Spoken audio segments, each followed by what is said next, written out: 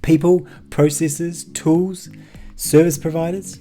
These are the 4 key elements of effective service management. But where do you start with the people element? Who are the people that you need to target, and what activities are required for your ITSM improvements to be successful? In this video, I'm going to walk you through the 3 key people activities to focus on. I'm also going to outline the 6 key target people groups to help you to get more from your ITSM uplift and improvements.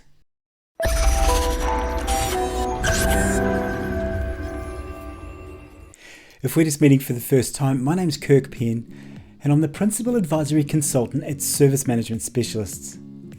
I've been helping organisations and leaders and people for the last 15 years to get more from their IT service management improvements. Today we're talking about one of the most important elements of IT service management, and that's the people part. So I'm looking forward to sharing some experience with you, so let's get started. Often when we think about the people element of effective service management, we tend to naturally think about the folks who need to understand and run the ITSM processes and practices. But the people element of ITSM improvement needs to be a lot broader than just the folks who are executing the ITSM practices. So what are the benefits when we get the people element right?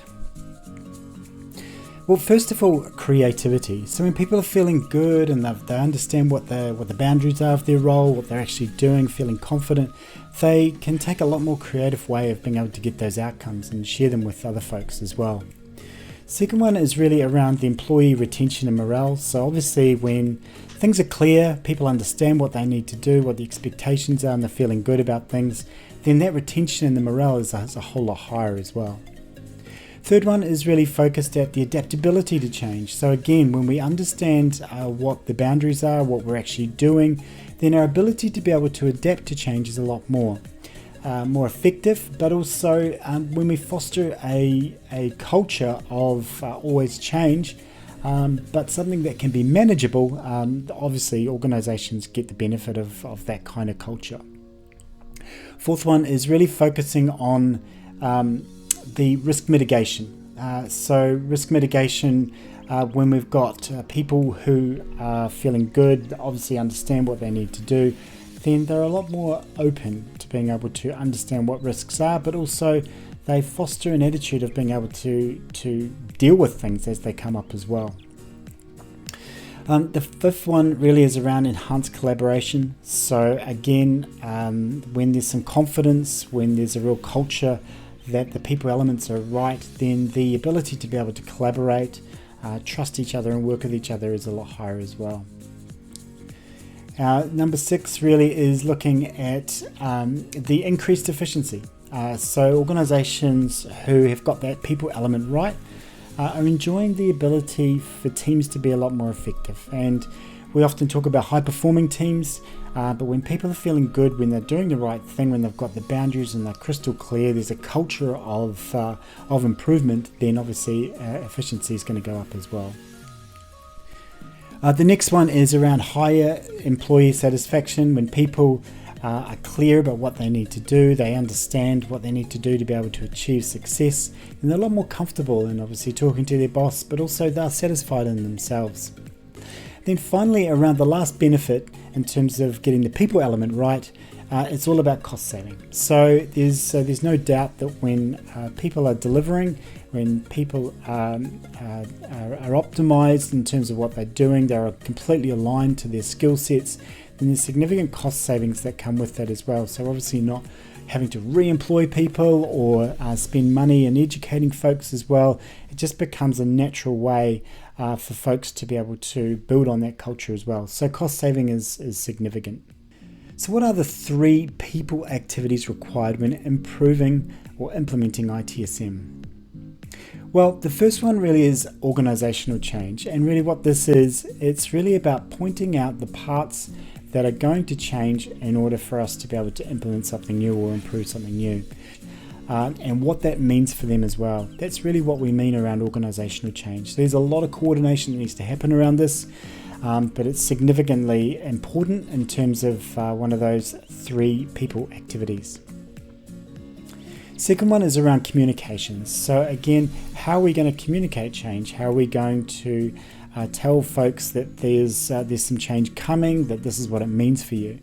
And it can be everything from emails, sponsors emails, project team emails, right through to intranet updates, posters, all those kinds of communications. How is it going to be delivered in terms of communicating this change to folks?